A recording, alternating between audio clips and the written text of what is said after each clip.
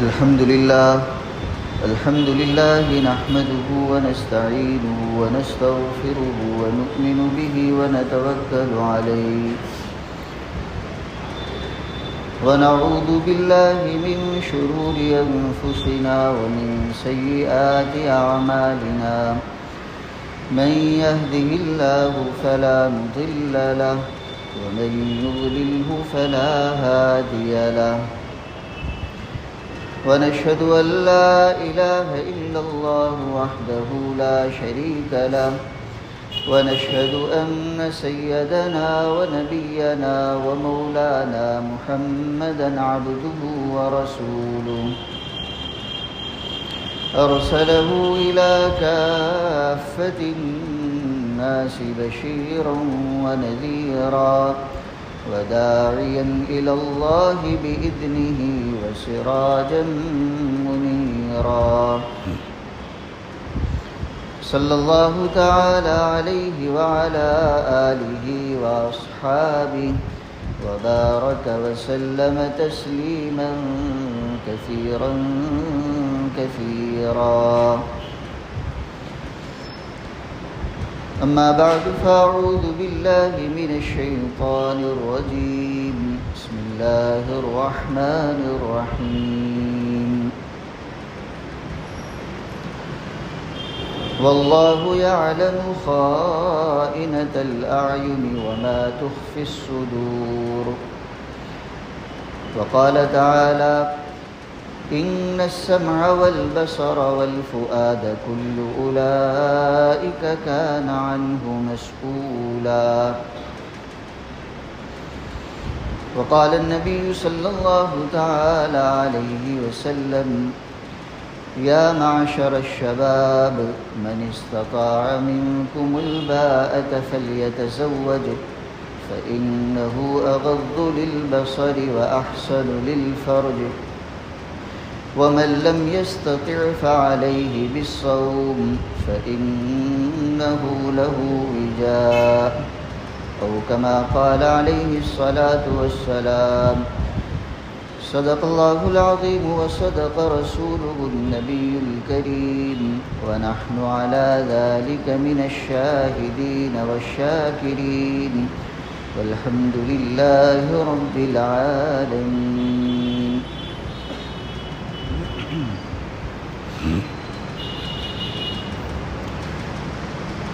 یہ حدیث جو بھی پڑھی گئی نکاح کے خطبے میں عامتاً اس حدیث کو پڑھا جاتا ہے، جس کا ترجمہ اور مفہوم یہ ہے اللہ کے رسول فرماتے ہیں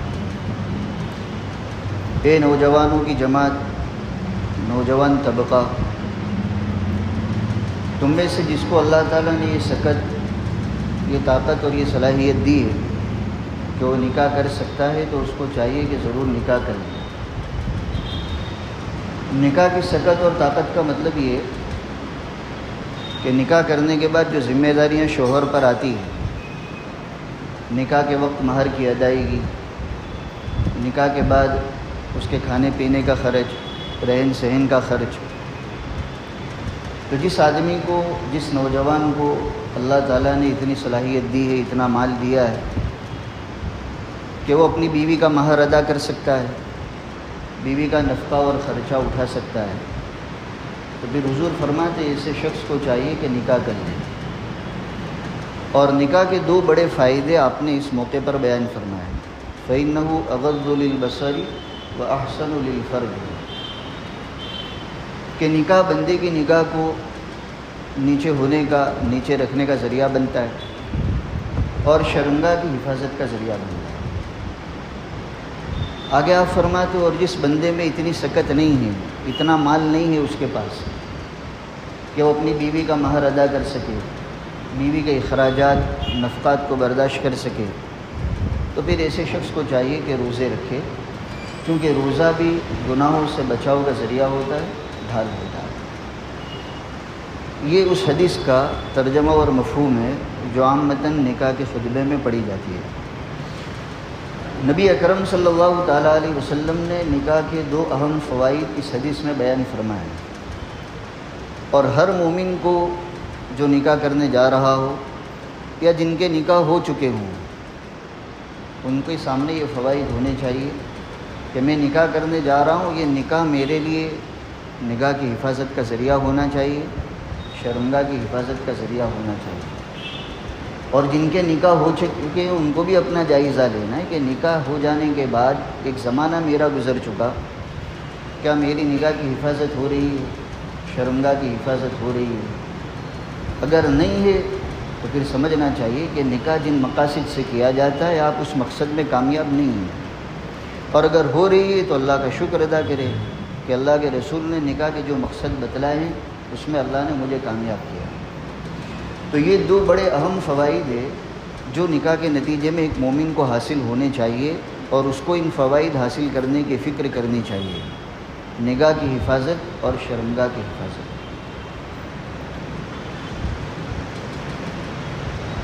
جو لوگ شرمگاہ کے معاملے میں احتیاط نہیں برتتے، گناہوں میں مبتلا ہوتے ہیں، جس کو بدکاری کا گناہ کہا جائے گا، فحاشیت کا گناہ کہا جائے گا، اللہ تعالیٰ کے یہاں اس گناہ کی بڑی خطرناکی ہے، بہت سخت وعید اللہ تعالیٰ نے بیان کی۔ ہر وہ چیز جو فحاشیت تک لے جاتی ہو، بے حیائی تک لے جاتی ہو، ایسے تمام اسباب سے اللہ اور اس کے رسول نے منع کیا، کیا تاکہ دنیا کا ایک نظام ایسا بنے جس میں عدل اور انصاف ہو، حیا والا ماحول ہو، بے حیائی اور فحاشیت سے یہ دنیا کا نظام دور ہو۔ جتنے بھی انبیاء اللہ تعالیٰ نے اس دنیا میں بھیجے، نہ صرف یہ کہ انبیاء کو، بلکہ اللہ تعالیٰ نے ان انبیاء کے گھرانے والوں کو بھی باحیا بنایا۔ حضرات علماء فرماتے ہیں کہ انبیاء کی آپ تاریخ پڑھیں گے تو ان کے گھرانے میں کفر اور شرک تو ملتا ہے، بیوی ایمان نہیں لائی، بیٹا ایمان نہیں لایا، لیکن کسی بھی نبی کے گھرانے میں ان کے گھر والے، ان کی اہلیہ، انہوں نے بدکاری کی ہو، بے حیائی کا کام کیا ہو، ایسا نہیں ملے گا۔ تو اپنے آپ کو بے حیائی سے دور رکھنا، بدکاری اور فحاشیت سے دور رکھنا، جس کو عفت والی زندگی کہتے ہیں، اس زندگی کی اللہ تعالیٰ کے یہاں بڑی قدر ہے، اور اس کا مطالبہ ہے کہ زندگی ایسی گزارو کہ تم عفیف رہو، تمہاری شرمگاہ غلط کام نہ کرے، تمہاری نگاہیں غلط چیزیں نہ دیکھیں۔ اللہ کے رسول نے اس پر بڑے وعدے سنائے، اور ان گناہ کرنے والوں کے لیے بڑی وعیدیں سنائی۔ آپ اس کا اندازہ اس سے لگا سکتے ہیں کہ نبی اکرم صلی اللہ تعالیٰ علیہ وسلم کی ذات اقدس پر شروعات میں جو لوگ ایمان لاتے تھے، ہجرت سے بھی پہلے، جبکہ مکے کا ماحول جو آپ کی پوری مخالفت والا ماحول تھا، ایسے ماحول میں بھی آپ نے ایمان لانے والوں کو جن بنیادی تعلیمات کا اہتمام کیا، اس میں ایک بنیادی تعلیم یہ بھی تھی کہ دیکھو اللہ تعالیٰ نے ایمان کی توفیق دے دی، کلمہ پڑھ لیا ہے، اب اپنی زندگی کو پاک دامنی کے ساتھ گزارو، بے حیائی کے کاموں سے اپنے آپ کو بچاؤ۔ ہرقل کے دربار میں جب ابو سفیان کی پیشی ہوئی تھی اور اس نے آپ علیہ السلام کی نبوت کا جو جائزہ لینا چاہا تھا کہ سچے نبی ہے یا نہیں، تو بہت سارے سوالات اس نے کیے تھے۔ اس میں ایک سوال یہ کیا تھا کہ نبی تم کو کن باتوں کا حکم دیتے ہیں؟ یہ سوال ایسے شخص سے کر رہا ہے جو آپ علیہ السلام پر ایمان لانے والا نہیں ہے، بعد میں اللہ نے ایمان کی توفیق دی ابو سفیان کو۔ اس وقت تو وہ جانی دشمن تھے، بلکہ جو مقابلے ہوئے ہیں جنگوں کی شکل میں دشمنوں کے لشکر کے تو بڑے ہوتے تھے، امیر ہوتے تھے۔ ابو سفیان نے جو جواب دیا کہ اللہ کے نبی جن باتوں کا اپنے ماننے والوں کو حکم دیتے ہیں تو چند چیزیں گنوائی، یأمرون بالصلاۃ والصدق والصلۃ والعفاف، کہ نبی ہم کو حکم دیتے ہیں کہ ایمان لانے کے بعد نماز پڑھو، صلہ رحمی کرو، سچائی کا اہتمام کرو، اور بے حیائی اور فحاشیت کے کاموں سے اپنے آپ کو بچاؤ۔ یہ آپ کی بنیادی تعلیمات میں سے ہے، اور اللہ تعالیٰ کو یہ بہت مطلوب ہے۔ انبیاء اکرام کا یہ مشترکہ وصف ہے، پیغمبرانہ صفت ہے کہ آدمی پاک دامنی کے ساتھ زندگی گزارے، اور یہ اسلام کی خوبیوں میں سے، اسلام کے محاسن میں سے، خصوصیات میں سے، کہ وہ جب کسی چیز سے منع کرتا ہے تو اس کے جو اسباب ہے اس سے بھی منع کرتا ہے۔ جب بے حیائی سے منع کیا، فحاشیت سے منع کیا، بدکاری سے بچنے کا حکم دیا، تو جو چیز بے حیائی تک لے جانے والی ہے، جو اہم ذریعہ بنتی ہے، اس سے بھی اسلام نے روکا ہے، کیونکہ آدمی جب تک اس ذریعے سے اپنے آپ کو نہیں روکے گا تو بے حیائی سے رکنا اس کے لیے آسان نہیں ہے۔ تو جہاں بے حیائی سے روکا وہاں نبی اکرم صلی اللہ تعالیٰ علیہ وسلم کی یہ تعلیم بھی ہے کہ اپنی نگاہوں کی حفاظت کرو، نگاہوں کو نیچے رکھو، نامحرم عورتوں پر نگاہ مت ڈالو۔ عورتوں کو پابند بنایا کہ اپنی نگاہوں کو نیچے رکھو، پرائے مردوں پر نگاہ مت ڈالو، اور مردوں کو پابند بنایا کہ نامحرم عورتوں پر نگاہ مت ڈالو، اپنی نگاہوں کو بچاؤ۔ قرآن میں اللہ تعالیٰ نے اس کا حکم دیا، اور اس کی اہمیت اس سے بھی واضح ہو جاتی ہے کہ اہم احکام جب قرآن نے بیان کیے وہاں مردوں کو اور عورتوں کو الگ خطاب نہیں کیا ہے۔ نماز کتنا اہم حکم ہے، لیکن عورتوں کو الگ حکم دیا ہو، مردوں کو الگ حکم دیا ہو، ایسا آپ کو نہیں ملے گا۔ بس اقیم الصلاۃ، یہ لوگوں نماز قائم کرو، اس میں مرد بھی مخاطب ہو گئے، عورتیں بھی مخاطب ہو گئی۔ زکوٰۃ میں بس وآتوا الزکوٰۃ، مردوں کو الگ حکم دیا ہو، عورتوں کو الگ حکم دیا ہو، ایسا آپ کو نہیں ملے گا۔ لیکن جہاں نگاہوں کے نیچے رکھنے کا حکم دیا گیا، نگاہوں کی حفاظت کا حکم دیا گیا، تو 18ویں پارے میں آپ دیکھیں گے مردوں کو الگ حکم ہے، عورتوں کو الگ حکم ہے۔ قل للمؤمنین یغضوا من ابصارہم ویحفظوا فروجہم، اور اس کے بعد عورتوں کا تذکرہ ہے وقل للمؤمنات یغضضن من ابصارہن ویحفظن فروجہن، کہ نبی آپ ایمان والے مردوں سے کہہ دیجیے کہ اپنی نگاہوں کی حفاظت کرو اور اپنی شرمگاہ کی حفاظت کرو، اپنی نگاہوں کو نیچے رکھو اور شرمگاہ کی حفاظت کرو۔ اور دوسری آیت میں باری تعالیٰ فرماتے ہیں کہ نبی اسی طرح ایمان والی عورتوں سے بھی کہہ دیجیے یغضضن من ابصارہن، کہ وہ نگاہوں کو نیچا رکھے اور شرمگاہ کی حفاظت کرے۔ تو اہمیت کا اندازہ تو اسی سے ہو جاتا ہے۔ یہ جتنا اہم حکم تھا آج امت نے اتنی ہی لاپرواہی بڑھا دی، نگاہوں کی حفاظت کا اہتمام ختم ہو گیا۔ یہ بدنگاہی کتنا خطرناک وبال ہے، کتنا خطرناک گناہ ہے، اس کے نتیجے میں ایک مومن کا کتنا عظیم نقصان ہوتا ہے، یہ سب اہمیتیں آج مومن کے دلوں سے نکل چکی ہیں۔ بڑی آسانی سے، دھڑلے سے بدنگاہی کا ارتکاب کیا جاتا ہے۔ مرد ہوں وہ، عورتیں ہوں وہ، نامحرم پر نگاہ ڈالنا، بے حیائی والی تصویروں کو دیکھنا، بے حیائی والی فلموں کو دیکھنا اتنا عام ہو گیا کہ اس کی جو قباحت بھی دل میں ہونی چاہیے تھی وہ بھی نکل گئی۔ گھنٹوں اس میں مبتلا ہونے کے بعد آج ہمارے نوجوان کو اور مسلمان کو اس کا احساس تک بھی نہیں رہتا کہ میں نے کوئی بہت برا کام کیا۔ شیطانی تہذیب، مغربی تہذیب اپنی محنت میں اتنی آگے بڑھ گئی اور اتنی کامیاب ہو گئی کہ جہاں بے حیائی اور عریانیت کے لپیٹ میں انہوں نے اپنے معاشرے کو لے لیا، ایمان والوں کا بہت بڑا طبقہ بھی ان کا شکار ہو گیا۔ پہلے تو یہ بے حیائی، عریانیت، نگاہ کا غلط استعمال، اخبارات کو دیکھنے سے اس کے اضافے اور پرتیوں میں اس طرح کی گندی تصویروں سے ہوا کرتا تھا، ٹی وی میں کچھ فلمیں دیکھ کر ہوا کرتا تھا، موبائل نے آ کر اس چیز کو بہت بڑھا دیا، انٹرنیٹ نے کوئی کمی نہیں چھوڑی۔ بے حیائی کے گناہ اور نگاہ سے حفاظت سے متعلق جو حکم تھا اس کی خلاف ورزی موبائل نے اتنی عام کر دی، انٹرنیٹ نے اتنی عام کر دی کہ جس کی کوئی حد اور کوئی پناہ نہیں۔ سمجھدار طبقہ، دین کی فکر کرنے والا اور رکھنے والا طبقہ حیران اور پریشان ہے کہ لوگوں کو اور نوجوانوں کو کس طرح روکا جائے۔ کیسے کیسے مناظر، کیسی کیسی فلمیں، کیسی کیسی تصویریں بڑی آسانی سے اس پر ڈال دی جاتی ہے، اور آدمی تنہائی میں اس میں مبتلا ہو جاتا ہے، اور مبتلا ہونے کے بعد ایسا عادی بن جاتا ہے کہ ان چیزوں کو دیکھے بغیر اس کو چین نہیں آتا، اور اس کی قباحت اس کے دل سے نکل چکی۔ حالانکہ یہ نگاہ کی حفاظت بڑا تاکیدی حکم تھا، اس کی خلاف ورزی کرنے پر بڑی سخت وعیدیں نبی اکرم صلی اللہ تعالیٰ علیہ وسلم نے بیان کی۔ آج تو ماحول اتنا عام ہو گیا کہ کہتے ہوئے بھی زبان لڑکھڑاتی ہے کہ پتہ نہیں یہ باتیں دلوں پر، کانوں پر اثر بھی کرے گی یا نہیں۔ لیکن پھر بھی ایک مسلمہ اصول ہے، اندھیرا جتنا بھی چھایا ہوا ہو، چھوٹا سا دیا بھی جلاؤ گے تو فائدے سے خالی نہیں ہے۔ اس لیے حق بات کہنا وہ تو فائدے سے خالی نہیں ہے. اللہ تعالیٰ جس کو چاہیں گے اثر ہوگا. ماحول چاہے جتنا ہی بگڑ گیا ہو، لوگ اس موبائل کے نتیجے میں بد نگاہی کے گناہ میں جتنے ہی مبتلا کیوں نہ ہو گئے ہو، لیکن اللہ اور اس کے رسول کی تعلیمات کو تو بیان کرنا چاہیے اور اس کا تذکرہ ہونا چاہیے. اللہ تعالیٰ جس کو چاہیں گے فائدہ پہنچائیں گے. تو نگاہوں سے متعلق نبی اکرم صلی اللہ تعالیٰ علیہ وسلم نے ہمیں بڑی اہم تعلیمات دی.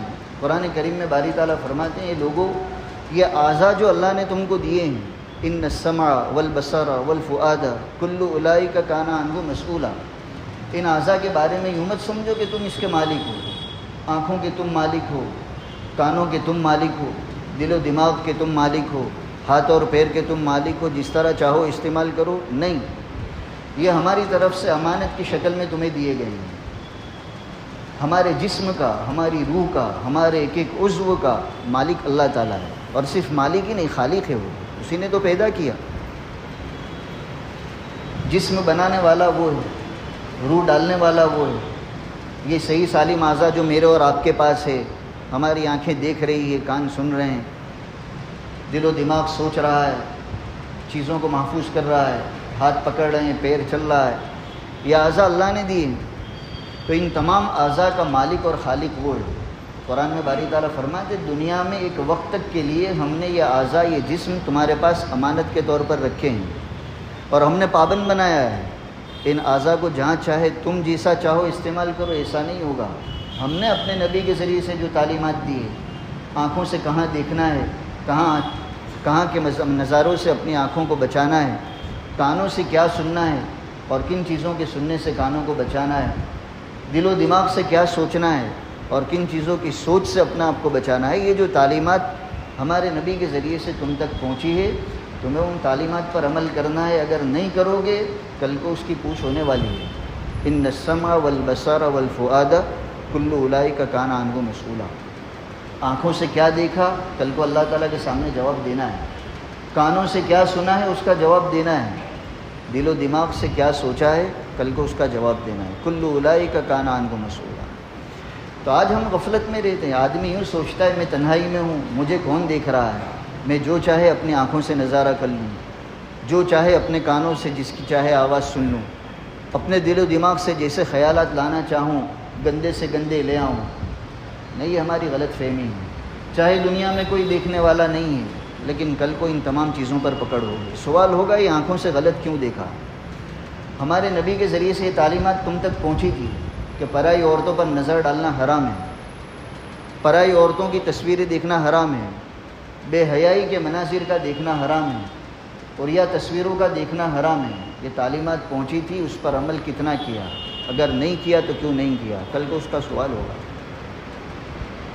تو آج ہمیں ان تعلیمات کو، اسلامی تعلیمات کو مستحضر کر کے اس پر عمل کرنے کی ضرورت ہے. دجالی محنتیں، یورپین تہذیبیں، مغربی تہذیبیں، جن کا تو مشن ہی ہے کہ بے حیائی کو عام کیا جائے، اور وہ اپنے اس مشن میں کافی حد تک کامیاب ہے. جیسا بھی میں نے کہا، ان کی بے حیائی کا شکار آج صرف انہی کا مغربی طبقہ نہیں ہے، ایمان والوں کا بہت بڑا طبقہ، خاص کر نوجوانوں کا طبقہ ان کے اس مشن کا شکار ہو چکا ہے. آپ سب جانتے ہیں، ہم سب جانتے ہیں آج موبائل کے نتیجے میں کیا حالت ہو گئی ہے. نوجوانوں کی کیا حالت ہے، مردوں کی کیا حالت ہے، عورتوں کی کیا حالت ہے. اپنی نگاہوں کی حفاظت کے معاملے میں لوگوں نے اپنے آپ کو کتنا بچایا ہے. اور صرف معمولی تصویریں دیکھنے تک کی بات کہاں ہے، اب تو عریانیت عروج پر چلی گئی، بے حیائی کے مناظر آسانی سے دیکھے جانے لگے. تو چاہے مغربی تہذیب اپنے مشن میں کافی حد تک کامیاب ہو گئی ہے، لیکن ایک مومن کو یوں سمجھنا ہے کہ میرے لیے کامیابی اس میں نہیں ہے میں ان تہذیبوں کے بہاؤ میں بہہ جاؤں. میرے لیے تو کامیابی اللہ اور اس کے رسول کی تعلیم ہی میں ہے. یہ بالکل دو ٹوک بات ہے، ٹھوس بات ہے. اس کے علاوہ آدمی کامیابی کو چاہے گا، نہ دنیا میں ملے گی نہ آخرت میں ملے گی. بے حیائی کے کام کرنے والے، نگاہوں کا غلط استعمال کرنے والے، کیا وہ کوئی چین اور سکون کی زندگی گزار سکتے ہیں؟ ہرگز نہیں ہو سکتا. اللہ اور اس کے رسول کی تعلیمات کے خلاف کر کے آدمی چین اور سکون پائے، نہیں ہو سکتا.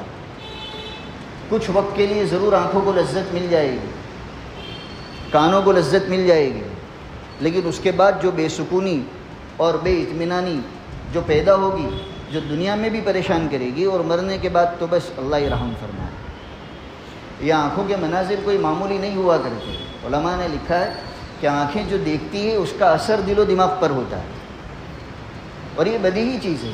آپ دیکھ لیجئے، اگر ہم ہسپتال میں جاتے ہیں، کسی مریض کی عیادت کرنے کے لیے جاتے ہیں، تو مریض کی جو حالت ہوتی ہے، جو وہ کرب میں پریشانی میں مبتلا ہے، اس کی یہ حالت کا منظر جب ہماری آنکھیں اس نظارے کو دیکھتی تو اس کا اثر ہمارے دل پر پڑتا ہے، رحمت کا جذبہ پیدا ہوتا ہے۔ آدمی کے دل میں یہ بات آتی ہے، اللہ تو اس بندے کے لیے آسان فرما دے، اس کی بیماری کو دور کر دے۔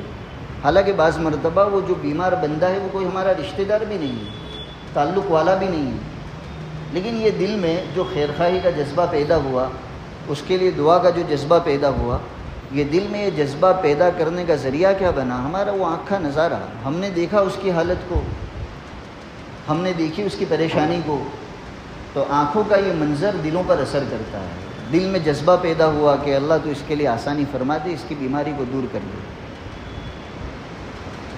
جب ایک بندے کو اللہ تعالیٰ حرمین شریفین کی حاضری کی سعادت بخشتے ہیں، اور اس کی جب نظر اللہ کے اس عظیم گھر پر پڑتی ہے، تو ہم دیکھتے ہیں کہ اس کے دل پر کیسا جذبہ ہوتا ہے۔ وہ ہاتھ اٹھا کر دعائیں مانگ رہا ہے، اور اللہ نے سعادت بخشی تو رو رہا ہے۔ یہ دل میں جو جذبہ پیدا ہوا دعاؤں کے مانگنے کا، گناہوں سے معافی مانگنے کا، رونے کا، یہ جذبے کا اثر اور اس کے پیچھے سبب یہی نظارہ بنا۔ اللہ کے گھر پر نظر پڑی، اور اس نظر نے دل میں یہ بہترین جذبات پیدا کیے۔ آدمی جب دیکھتا ہے کہ ایک شخص دوسرے پر ظلم کر رہا ہے، زیادتی کر رہا ہے، ایک ظالم ہے اور دوسرا مظلوم ہے، یہ نظارہ جب کوئی ایک بندہ دیکھتا ہے تو اس کے دل میں جذبات پیدا ہوتے ہیں۔ ظالم کے خلاف نفرت کے جذبات ہوں گے، اور مظلوم کے بارے میں محبت اور مدد کے جذبات پیدا ہوں گے۔ تو یہ دلوں میں جذبات کیوں پیدا ہو رہے ہیں؟ اس کا ذریعہ یہ نظارہ ہے۔ تو آدمی جن چیزوں کو دیکھتا ہے اس کو معمولی نہ سمجھا جائے کہ دیکھ لیا اور بات آئی گئی ہو گئی، نہیں۔ ہماری آنکھیں جن نظاروں کو دیکھتی ہے، یہ نظارے دل پر اس کا اثر کرتی ہیں۔ ظلم کو دیکھو گے تو مظلوم کے بارے میں محبت کے اور مدد کے جذبات پیدا ہوں گے، ظالم کے خلاف نفرت کے جذبات پیدا ہوں گے۔ تو یہ نظارے بڑی اہمیت کے حامل ہیں۔ اسی لیے اللہ اور اس کے رسول نے آنکھوں کے نظارے کے معاملے میں ہمیں پابند بنایا ہے کہ عورتوں کی تصویروں پر نظر مت ڈالنا، نامحرموں کو نہ دیکھنا، جو عورتیں تمہاری محرم نہیں ہیں ان پر نظر مت ڈالنا، بے حیائی کے مناظر کو مت دیکھنا۔ وجہ یہ کہ تم دیکھو گے تو یوں مت سمجھو کہ بس دیکھنے پر معاملہ ہو گیا، یہ جو دیکھا ہے آپ نے اس کے اثرات دل میں آئے ہیں۔ غلط دیکھنا آپ کے دلوں میں غلط جذبات کو ابھارے گا، یہ یقینی بات ہے۔ کوئی آدمی کہے بس میں تو دیکھ لیتا ہوں، آنکھوں تک معاملہ محدود رہتا ہے، یہ اپنے کہنے میں جھوٹا ہے۔ غلط نظارے دیکھے اور دل میں غلط جذبات پیدا نہ ہو، یہ نہیں ہو سکتا۔ آنکھیں غلط دیکھے گی، دل میں غلط جذبات پیدا ہوں گے، اور یہی دل و دماغ جب غلط سوچنے لگتا ہے، غلط خیالات میں مبتلا ہوتا ہے، تو اس کے یہی غلط جذبات، یہی غلط سوچ اس کو پھر آگے بڑھاتی ہے، اور پھر یہ شخص اپنے ان جذبات کو، اپنے ان خواہشات کو پورا کرنے کے لیے وہ قدم اٹھاتا ہے جو نہیں اٹھانا چاہیے، اور جس سے اللہ اور اس کے رسول نے سختی سے منع کیا ہے۔ تو نوبت آئے گی اخیر وہاں تک، بدکاری تک، زنا تک، اور اس کا سب سے پہلا جو ذریعہ بنا، سبب بنا، یہ نگاہ کا غلط استعمال ہے۔ اس لیے اللہ اور اس کے رسول نے تاکیدی حکم دیا مردوں کو بھی، اور تاکیدی حکم دیا عورتوں کو بھی کہ نگاہوں کی حفاظت کرو۔ آج زمانہ بہت آگے بڑھ گیا، زنا بالکل عام ہو گیا۔ کنوارے لڑکے اور لڑکیاں وہ تو زنا میں مبتلا ہوتے ہیں، شادی شدہ لوگ بھی اس میں مبتلا ہونے لگے۔ اس کی بہت بڑی وجہ آنکھوں کا غلط استعمال۔ یہ غلط جذبات پیدا کرے گا، غلط جذبات آدمی کے غلط قدم اٹھائیں گے، اور غلط قدم اٹھانے کے نتیجے میں انجام وہی ہوگا کہ زنا تک آدمی پہنچے گا۔ تو ہمیں اللہ اور اس کے رسول کی تعلیمات کو بار بار سوچ کر اپنے سامنے رکھنا ہے۔ یہ تھوڑی سی لذت کتنی دیر کی؟ آدمی غلط منظر دیکھے گا، آنکھوں کو لذت ملے گی کتنی دیر کی؟ اور یہ غلط جذبہ پیدا ہوا، زنا کر لیا، زنا کے نتیجے میں جو اس نے کچھ لذت حاصل کر لی، کتنی دیر کی؟ اس کے بعد کی پھر تباہی اس کو بھگتنی پڑے گی۔ زنا کرنے کے بعد آدمی کو تباہی دنیا میں بھی بھگتنی پڑتی ہے، غلط نظارے کرنے کے بعد آدمی کو اس کا بھگتان دنیا میں بھی کرنا پڑتا ہے، اور آخرت میں اس کے لیے اللہ اور اس کے رسول نے سخت عذابات بیان کیے، وعیدیں بیان کی۔ چنانچہ اللہ کے رسول ارشاد فرماتے لَتَحْفَظُنَّ فُرُوجَكُمْ وَلَتَغُضُّنَّ أَبْصَارَكُمْ أَوْ لَيَكْسِفَنَّ اللَّهُ وُجُوهَكُمْ أَوْ كَمَا قَالَ عَلَيْهِ الصَّلَاةُ وَالسَّلَامُ۔ اے مومنین کی جماعت، اپنی نگاہوں کو نیچے رکھو، اپنی شرمگاہ کی حفاظت کرو، ورنہ اللہ تعالیٰ تمہارے چہرے کو بے نور کر دیں گے۔ چہرے کا بے نور ہونا یہ دلیل ہے کہ دل تو بے نور ہو چکا، اس لیے کہ نور کا اثر پہلے دل پر پڑتا ہے، اور وہی نور جب بڑھتا ہے دل کا تو اللہ تعالیٰ چہرے کو بھی نورانی بناتے ہیں۔ ہم دیکھتے ہیں نا اللہ کے نیک بندوں کو، نورانی چہرے والے، یہ دلوں کا نور ہے جو بھر چکا ہے، پھر اللہ تعالیٰ اس کے نتیجے میں چہرے کو بھی نورانی بناتے ہیں۔ اور چہرہ بے نور ہو تو سمجھ لیجئے اس کے دل میں بھی نور نہیں ہے۔ یہ دل کی بے نوری بڑھتی ہے، چہرے پر نمایاں ہوتی ہے، اور بد نگاہی کرنے کے نتیجے میں اللہ تعالیٰ دل کا بھی اور چہرے کا بھی نور ختم کر دیتے ہیں۔ تو یہ اور بات ہے کہ ہر ایک کے پاس وہ نگاہ نہیں ہے جو دل کی اور چہرے کی بے نوری کو دیکھ لے، لیکن اللہ کے بندے آج بھی ایسے ہوتے ہیں جو چہرہ دیکھ کر بھانپ لیتے ہیں کہ یہ وہ بندہ ہے جو آنکھوں کے غلط استعمال میں مبتلا ہے۔ حضرت عثمان غنی رضی اللہ تعالیٰ عنہ خلیفۃ المومنین رہے ہیں۔ حضرت کے حالات میں لکھا ہے ایک مرتبہ خلافت کے زمانے میں مجلس لگی ہوئی تھی، ایک شخص آیا، وہ بد نگاہی کا جرم کر کے آیا تھا۔ حضرت عثمان رضی اللہ تعالیٰ عنہ ان لوگوں میں سے تھے جو چہرے کی اس طرح کی بے نوری کو بھانپ لیتے تھے۔ تو روایتوں میں کہ جب وہ شخص اس مجلس میں داخل ہوا، حضرت عثمان رضی اللہ تعالیٰ عنہ نے ایک عام خطاب کیا کہ آج لوگوں کا کیا حال ہو گیا، کیا آنکھوں کا زنا کر کے آتے ہیں اور اس طرح مجلس میں آ کر شریک ہو جاتے ہیں۔ یہ چونکہ باحیا لوگ ہوتے ہیں، اور نبی اکرم صلی اللہ تعالیٰ علیہ وسلم کی تعلیمات بھی یہ ہے کہ کسی کو لوگوں کے سامنے رسوا مت کرو، ذلیل مت کرو۔ اس لیے حضرت عثمان نے اس شخص کا نام تو نہیں لیا، لیکن اس تک پیغام پہنچا دیا کہ تو جو بدنگاہی کر کے آیا ہے یوں مت سمجھنا کہ نہیں پتہ چلا، اللہ تعالیٰ کو تو معلوم ہے ہی، اللہ کے بعض بندوں کو بھی پتہ چل جاتا ہے کہ تو آنکھوں کا زنا کر کے آیا ہے۔ تو نبی اکرم صلی اللہ تعالیٰ علیہ وسلم فرماتے کہ مسلمانوں نگاہوں کی حفاظت کرو، ورنہ اللہ تعالیٰ تمہارے چہروں کا نور ختم کر دے گا، دل کا نور ختم کر دے گا۔ اب دل میں جب نور نہیں ہوگا، سکون نہیں ہوگا، تو بے اطمینانی ہی تو رہے گی، آدمی پریشانی کی زندگی گزارے گا۔ ایک اور روایت میں اللہ کے رسول فرماتے لعن اللہ الناظر والمنظور الیہ، بخاری شریف میں یہ روایت کہ دیکھنے والے پر بھی، غلط نگاہ ڈالنے والے پر بھی اللہ کی لعنت ہو، اور جس کو دیکھا جا رہا ہے اس پر بھی اللہ کی لعنت۔ لعنت کوئی معمولی چیز نہیں ہے، لعنت کا مطلب ہوتا ہے اللہ کی رحمت سے دوری۔ لعنت چیز ہی ایسی ہے جس کے وجود میں مصیبتیں ہیں۔ جو اللہ کی رحمت سے دور ہو گیا سمجھ لو اس کا وجود ہی مصیبت ہے، وہ جہاں ہوگا وہاں دوسروں کو بھی مصیبتیں پیش آئیں گی۔ اب اس کا اندازہ اس سے لگائیے، ایک صحابی بیان فرماتے کہ ہم اللہ کے رسول کے ساتھ کسی سفر میں جا رہے تھے، اونٹوں پر سفر ہوتا تھا۔ اب بعض مرتبہ وہ سوار کا ساتھ نہیں دیتی، چلانا چاہتے لیکن چلتی نہیں ہے۔ تو اسی طرح ایک شخص کا اونٹ اس کو پریشان کر رہا تھا، اس نے غصے میں آ کر اپنی زبان سے جملہ نکال دیا، اللہ کی لعنت ہو تجھ پر، یعنی اپنے اونٹ پر اس نے یہ لفظ استعمال کیے کہ اللہ کی لعنت ہو تجھ پر۔ جب اللہ کے رسول کو پتہ چلا کہ ہمارے قافلے میں ایک شخص نے اپنی سواری پر لعنت کے الفاظ استعمال کیے، حضور نے فرمایا پہلے اس اونٹ کو ہمارے قافلے سے الگ کرو، جس پر لعنت کے کلمات بولے گئے ہو ایسا وجود ہمارے قافلے میں نہیں چاہیے۔ تو یہ تو وہ لعنت ہے جو ایک بندے نے اپنے اونٹ پر بھیجی تھی، اور یہاں تو نبی اکرم صلی اللہ تعالیٰ علیہ وسلم فرماتے کہ جب آدمی نگاہ کا غلط استعمال کرتا ہے تو نگاہ کا غلط استعمال کرنے والا اس پر بھی اللہ کی لعنت، اور جس پر نگاہ کا غلط استعمال کیا گیا اس پر بھی اللہ کی لعنت۔ ابھی آپ کے ذہنوں میں سوال ہوگا کہ دیکھنے والے پر تو اللہ کی لعنت، یہ تو سمجھ میں آتا ہے وہ غلط کام کر رہا ہے، لیکن جس کو دیکھا جا رہا ہے اس پر کیوں لعنت؟ تو علماء نے لکھا اس کا مطلب یہ ہے کہ جس کو دیکھا جا رہا ہے اس پر لعنت اس وقت ہوگی جب اس نے اپنے آپ کو اس کے لیے پیش کیا ہوگا۔ بعض مرد حضرات بھی اپنے آپ کو سنوارتے اسی لیے، عمدہ کپڑے اس لیے پہنے جا رہے ہیں، عمدہ جوتے اس لیے پہنے جا رہے ہیں، ہیئر اسٹائل اس لیے عمدہ بنائی جا رہی ہے تاکہ لڑکیاں ہمارا نظارہ کریں۔ تو اس نے اپنے آپ کو پیش کیا کہ عورتیں غلط نظر سے ہم کو دیکھیں۔ غلط نظر سے دیکھنے والی عورتوں پر بھی اللہ کی لعنت اور اس مرد پر بھی اللہ کی لعنت، اس لیے کہ اس نے اپنے آپ کو اس کے لیے پیش کیا۔ یہی حال برعکس بھی ہے کہ جو عورتیں اپنے آپ کو بن سنور کر اس لیے پیش کرتی ہیں کہ مردوں کی نگاہیں ہم پر آئے، خوشبو لگا کر اس لیے نکلتی ہے تاکہ لوگوں کی نگاہیں ہم پر آئے، تو غلط نظر ڈالنے والے مردوں پر جس طرح اللہ کی لعنت ہوگی، ان عورتوں پر بھی اللہ کی لعنت۔ تو یہ نگاہ کے گناہ کو معمولی نہ سمجھا جائے۔ آج نکاح کی مجلس سے میں نے جیسا کہا خطبے میں یہی حدیث عامتاً پڑھی بھی جاتی ہے۔ نکاح کرنے کے اہم ترین فوائد میں سے ایک فائدہ ہے، نکاح کرنے والے کو، مرد کو، عورت کو اور جن کے ہو چکے ہیں سب کو یہ بات سمجھنی چاہیے کہ ہمارا نکاح ہوا تو اس نکاح کے نتیجے میں جو فائدے اللہ کے رسول نے بتائے وہ ہمیں حاصل ہونے چاہیے۔ اگر نہیں ہو رہے ہیں تو اس کی فکر کرنی چاہیے کہ نکاح ہونے کے باوجود آج میری نگاہیں محفوظ کیوں نہیں ہیں، آج شرمگاہ کا معاملہ کیوں بگڑا ہوا ہے۔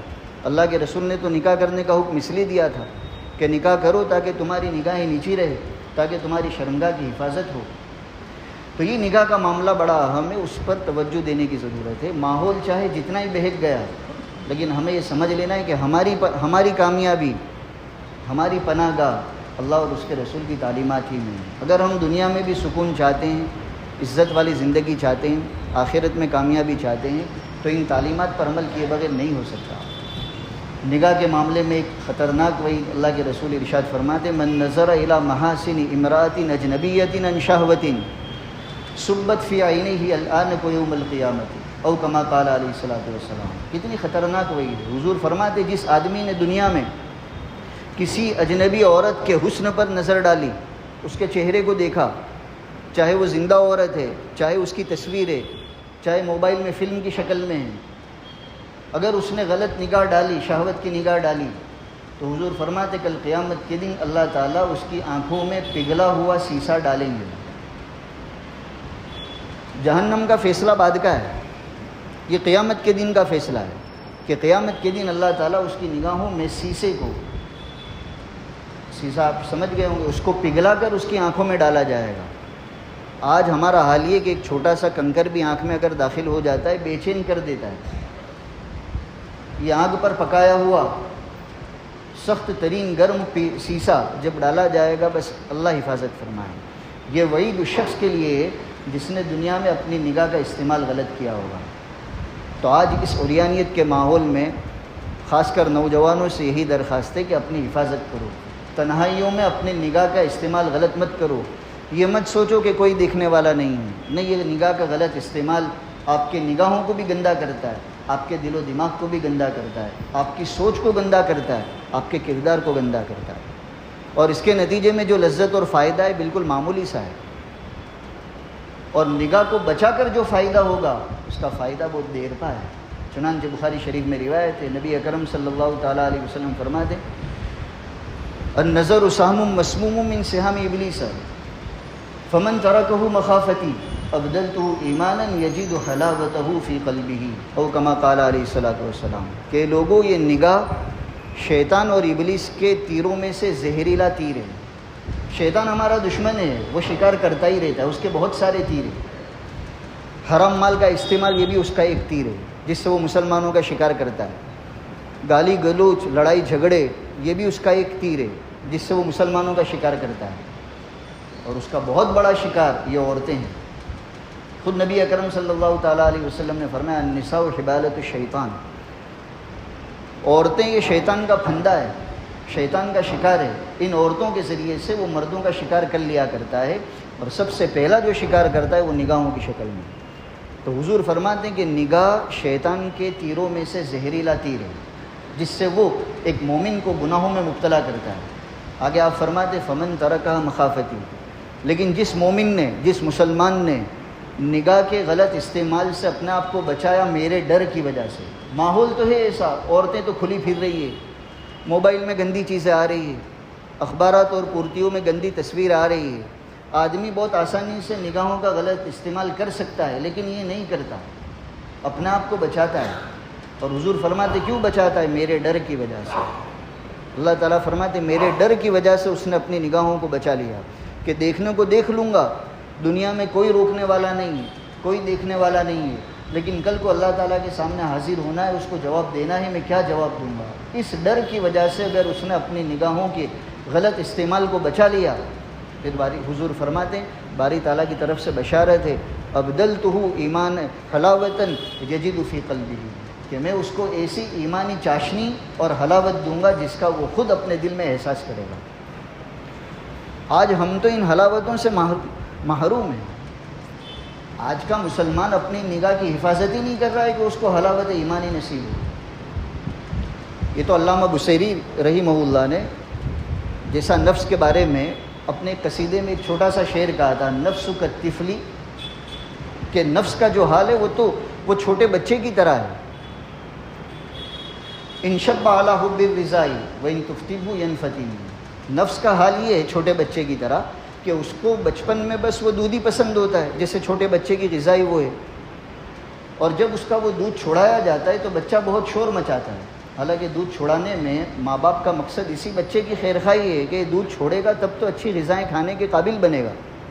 تو علامہ بصیری فرماتے ہمارا نفس جو ہے نا وہ بھی بچے کی طرح ہے، اس کو معمولی لذتوں میں مزہ آتا ہے، عورتوں کی تصویریں دیکھنے میں مزہ آ رہا ہے، عریانی تصویریں دیکھنے میں مزہ آ رہا ہے۔ جو حقیقی مزہ ہے تقوی کا، طہارت کا، ایمانی حلاوت کا، اس کو پتہ ہی نہیں ہے۔ وہ ابھی نہیں مان رہا ہے کہ یہ تصویریں نہیں دیکھوں گا کیسے کام بنے گا، موبائل پر نہیں دیکھوں گا تو کیسے مجھے سکون ملے گا۔ تو علامہ بصیری فرماتے یہ بچے کی طرح ہے، اس کی عادت چھڑاؤ، بچہ دودھ چھوڑے گا تب عمدہ غذا کھانے کے قابل بنے گا۔ اپنے نفس کی ان گندی عادتوں کو چھوڑاؤ تو جو حقیقی مزہ ہے جو اللہ تعالیٰ اپنے بندوں کو عطا کرتے ہیں، تقوی والی زندگی کا، طہارت والی زندگی کا، عفت والی زندگی کا، اللہ تعالیٰ وہ نصیب فرمائیں گے۔ اللہ ہونے والے نکاح کو قبول فرمائے، ہونے والے نکاح میں مرد اور عورت کو بھی اللہ تعالیٰ نگاہ و شرمگاہ کی حفاظت کا ان کے لیے ذریعہ بنائے، اور جن لوگوں کے نکاح ہو چکے ہیں سب کو اللہ تعالیٰ اس نعمت سے مالا مال فرمائے۔ وآخر دعوانا ان الحمد للہ۔